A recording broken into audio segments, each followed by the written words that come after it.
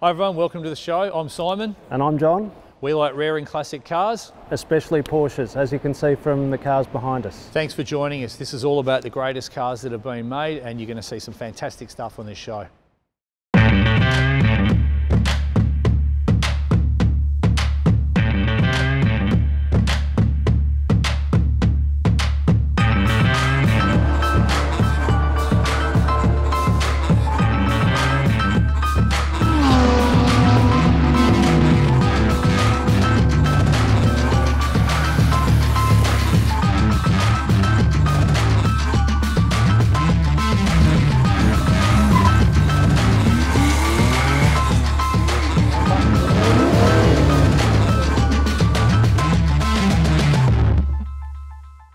So today on the show we're going to be talking about a couple of classic Porsches, a rare Audi V8 DTM car that got run at Sandown, and also a few Porsche events that are coming up later in the year.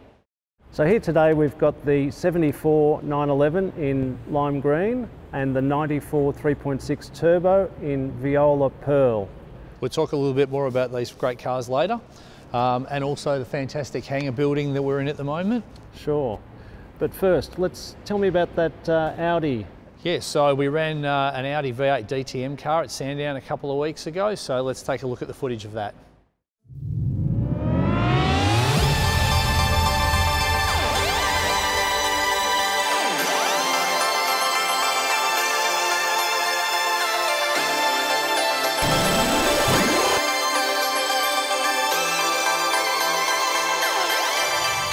So we're looking at the 1992 Audi V8 Quattro DTM car, driven by Hans Stuck in the German Touring Car Championship. A few little technical details on this car that are pretty interesting. It runs a water-cooled braking system, and if you follow me around here,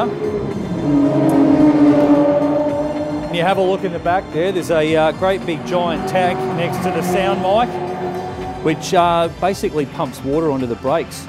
It drives straight through the floor onto the centre prop shaft via a drive belt. And as the car starts moving, the little injectors where the brake discs are suck in the water. Obviously being a bigger, heavier car, and it was heavier than the 190Es and the M3 Evolutions. So yeah, that's a little innovation that Audi came up with. Audi V8 Quattro DTM engine, 3.7 litres.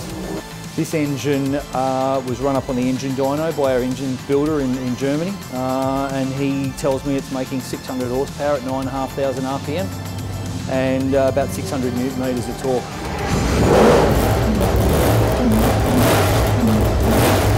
Yeah, so it's a quad cam 32 valve configuration. Runs obviously full extractors, high lift cams. It's a proper race engine, even though the block and the heads are directly based on the road car motor. This car runs a standard type configuration crankshaft, whereas actually in race trim they ran a flat plane crank in these cars, but it proved to be reasonably unreliable. But that engine was then later developed into further race engines for Audi, mainly for the early Le Mans cars.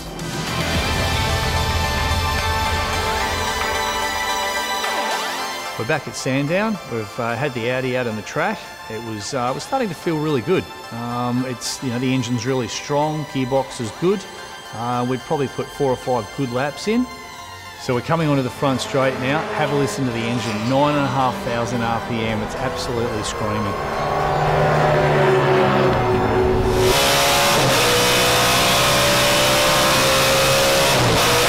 Unfortunately, coming into turn 1, we had a major issue. We've gone back to third gear for turn 1 and turned it in, and the centre prop shaft let go and exploded under the car. It's made of carbon fibre. What's happened is the attachment plate has let go. It's flicked sideways into the trans tunnel, and then it's just dropped down and dug into the tarmac. The carbon's just exploded out of the back of the car. It's left pieces of prop shaft going everywhere. I looked in the rear vision mirror, all I could see was black dust, and we've pulled the thing to a halt and we've had to get it towed back to the pits. So the car's gone back to the workshop. It's gone down to my mate Phil at Hughes Supercar Services. He's been looking after the car for a long time. He's managed somehow to find a new carbon centre prop shaft, which was lying on some guy's shelf in Germany for 20 years. And we've got it over here, and we're going to be installing it very soon, and we'll be taking the car out again, so stay tuned.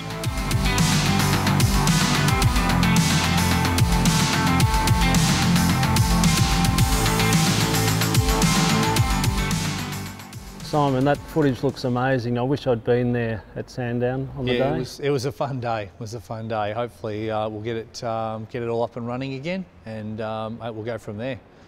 Now the two cars behind us today, we've got the 74 911 in lime green, and your beautiful Viola Pearl 3.6 turbo. Tell me a bit about that. Yeah, look, I mean, I've had that for probably about 4 years now. It's a pretty rare car. They didn't make a lot of turbos, like as you know, they didn't make a lot of turbos. Right-hand drive cars, probably about 180 odd. Very low numbers. Yeah, just probably, you know, around sort of 2,200 all up. Earlier 3.3s they made more of. But yeah, that one there, the 3.6, it's a really rare car, and it's probably most easily spotted by the Speedline two-piece wheels they've got on it. That really makes it stand out, and obviously everyone can tell it's a turbo by the huge whale tail on the back, and that's become a real classic right through from the 70s on. So the Viola is an amazing colour. I mean, it's got to be one of the all-time favourites, especially what an iconic colour for the 964 turbo. Well, it is. Look, you know, it's there was a model a couple of years before that called the 30th anniversary 911, and it was the turbo body without the rear spoiler, and so it looked reasonably similar to that car, but it was only available in a grey, a silver, and the Viola Pearl. So I think the owner of this car said, yeah, I love the look of that. I want to order the turbo and the Viola Pearl, and that's what they've done. So since I've had it, pretty much the people that love it the most are people that work in the Porsche industry, service centres, people that work for Porsche Cars Australia. They're the ones that love it the most, and they're the most favourable comments I've had from it. So look, you know, I think it's a great car. You know, I love it. How long have you owned this car? I've probably had that now for about 4 years, I'd say. It didn't look like that when I got it. It had been heavily modified, body kits, different wheels, a big 3.8 RS rear spoiler on it.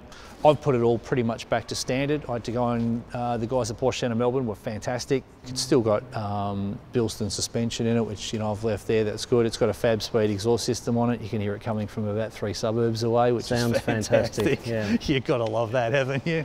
One thing that we all obviously know about the turbo is its reputation as being a bit of a widowmaker. They can get pretty hairy, you know, if you're really trying to push them and you don't know what you're doing. You know, to go into a corner too quick and close the throttle, you're just going into the trees, which, you know, backwards. There were a lot that ended up that way, that's right. Especially the early turbos, a lot of them got crashed because, you know, guys didn't know how to drive them. You know, it's slow in, fast out with all 911s, and I've driven this on a wet road quite quickly, and I probably won't be doing that again. How about you? You drive this thing hard, or? I do actually. Look, obviously being an older car, I do a lot of runs with guys that have got the newer cars, but amazingly, you're able to keep up with some of the newer cars, you know, to an extent a lot of the time. But it's just a standard 911. It's actually fitted with a Sporto, a 4-speed Sporto gearbox. So Sportomatic. Yeah. Okay. Which a lot of people really dislike the Sportos, but I've actually grown really to love it. It's funny because most people that really love the Sportos are the owners. It's people that haven't actually owned a Sporto. Or driven one. Yeah, or driven one. Very much because so. I know a couple of people who are saying, like, nah, Sportos are no good. Look, it's very much an acquired driving style. The first time I drove a Sporto, I hated it and handed the car back. But when this car came along, it was more the colour that I fell in love with first. The colour's fantastic. Everybody loves a green 911. Yeah. That car was one of the earliest impact bumper cars around. They started production of those August 73, and this car was actually built in that first month that they started with the impact bumper cars. So very early car. It was Japan delivered, factory right-hand drive, which was fairly unusual. The Japanese cars, what does make them, I suppose, a little bit different to the Australian spec cars are the front indicators. So you've got the double orange. The back seats have an unusual padding. A different padding for the Japanese padding market. for the more or less. More. It's actually very ugly. I've actually opted out with that and put in a standard sort of Australian interior. It's a great looking car. It looks like it's had a fair bit of love over its life. Yeah, look, I don't think it had been used a great deal. I think used sparingly. What sort of miles or kilometres well, has it got? It came to Australia in 2004. Yep. The Japanese Speedo is another unusual thing. They've got unusual markings. Oh, okay. I've got some photos of what they do look like. Yep. So the car, when it came to Australia and it was complied here, it's got a standard Australian So it got changed. dial. Yeah. Yeah. Okay. So Yep. hard to work out what the mileage was, and unfortunately there was no paper history on it. No service books or anything? No service books, but Dive right in, the water's warm. That's Yeah. right. That's right. So when I bought it, it was sitting in a pool of oil. So you know, I thought It's getting better by the minute. so. Obviously, didn't start it. I just bought the car and dragged it home and had the mechanic go through it. And Yeah. you know, within a couple of hours, she was up and running, and it's a really good car. I've Yep. not had an issue with it. Nice strong since engine then. in it. So in good Lovely condition. engine. Yep. The 2.7 engine just loves to rev out, you know, high revs and in and out of corners and so forth. There's not much more fun than driving one of these in that fashion. The early cars have magnesium blocks in them, and they do right. tend to warp a little bit. They went They can. but as long as they're all running right and everything like that, they are a fantastically reliable car too. So you know, they're a great thing. And obviously, you've got a big involvement with doing a lot of these runs and events and everything like that, and that's sort of half the reason we're sitting in this fantastic hangar space here down in Geelong. So why don't you tell me a little bit about the building? The history is really quite amazing. A company by the name of Trans Otway here in Geelong needed a purpose-built building to house their bus company. The hangars here opened in 1950, and it was touted as the most modern bus terminal in the Southern Hemisphere when it opened. So Is this all ex-World War II surplus, is it? it is. Okay. Apparently they were housed at Milne Bay in New Guinea, and were used to sort of house the diggers as they arrived by ship before they'd go out to war.